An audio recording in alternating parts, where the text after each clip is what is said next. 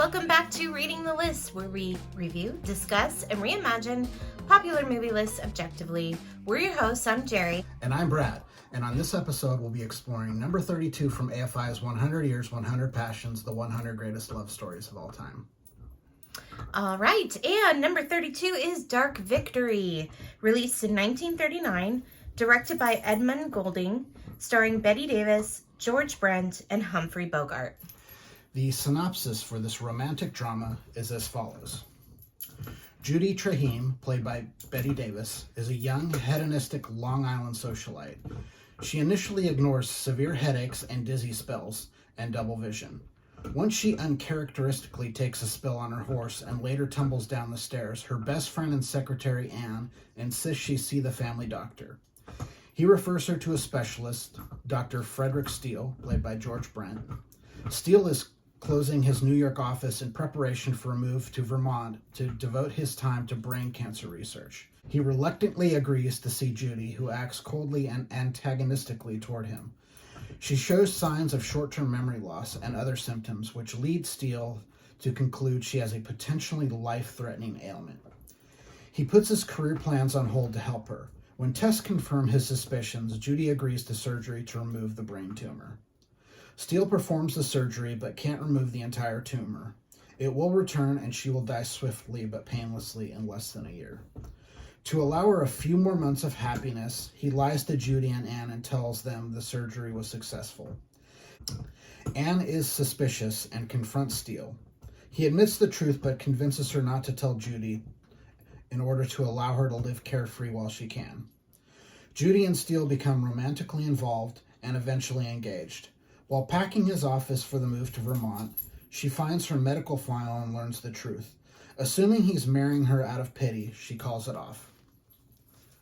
She reverts to her former lifestyle, but after a conversation with her stable master, O'Leary, she is convinced she should spend her final months happy with the man she loves. She apologizes to Steele, they marry, and move to Vermont.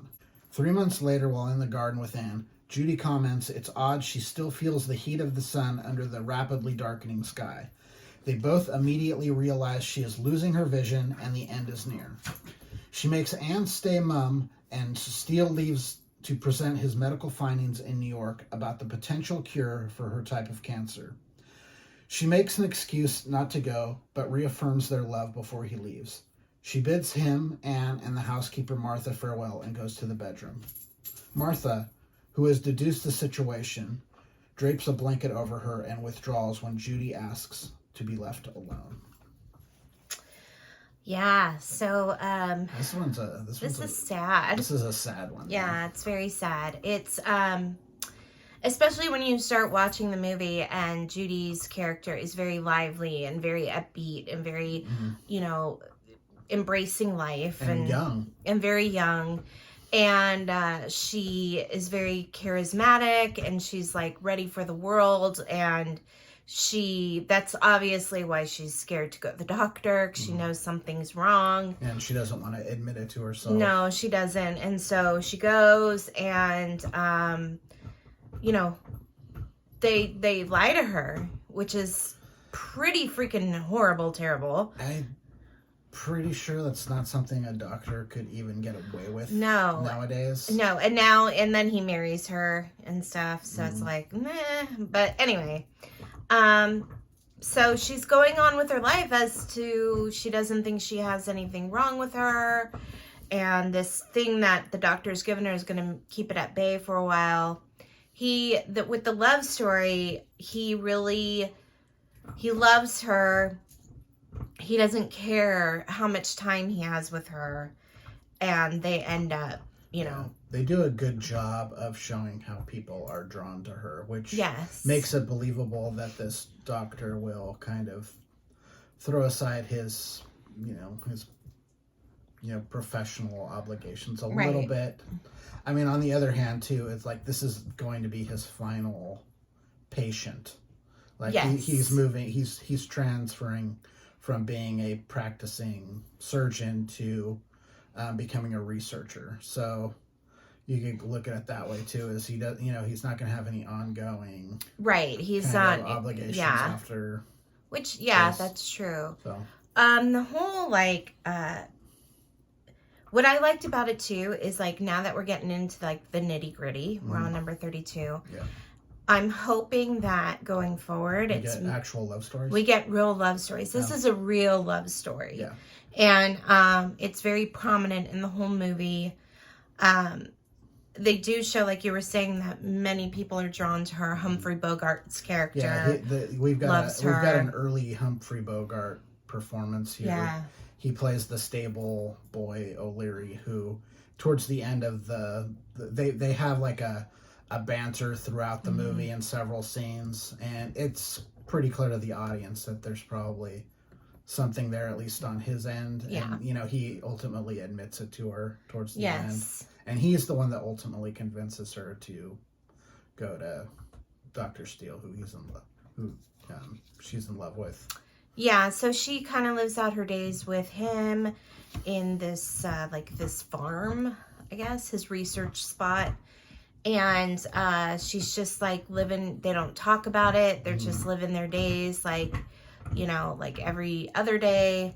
Her friend comes up for a visit, who's, like, her ride or die. Yeah, Anne is, like, a serious, she's, like, her ride or die. Yeah. Because Anne is, like, I know what my best friend is able to handle, and I don't think she can handle this right now. I want her to be in the best place possible, and that's with this doctor. Well, by the time they're in Vermont together, she knows too. Yeah, she does. And then, Anne is there when she starts losing her vision in the garden. And they both know, they both know. It takes them just a second, like, after she says it, and she's like, you see the look on both of their faces that they realize that it's time. It's time, and this is going to happen real quickly.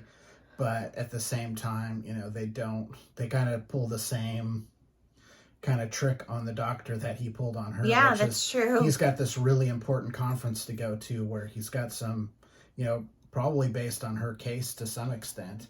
He's got some,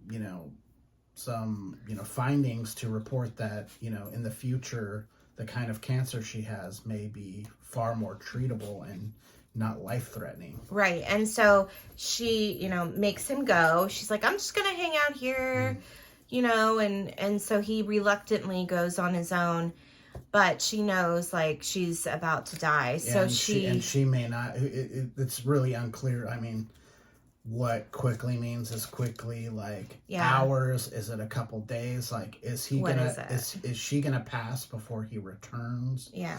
The movie kind of implies that, but it really leaves it kind of open-ended, I guess, for however you want to look at it. Like, was that moment where, when she talks about their dark victory, is that the end?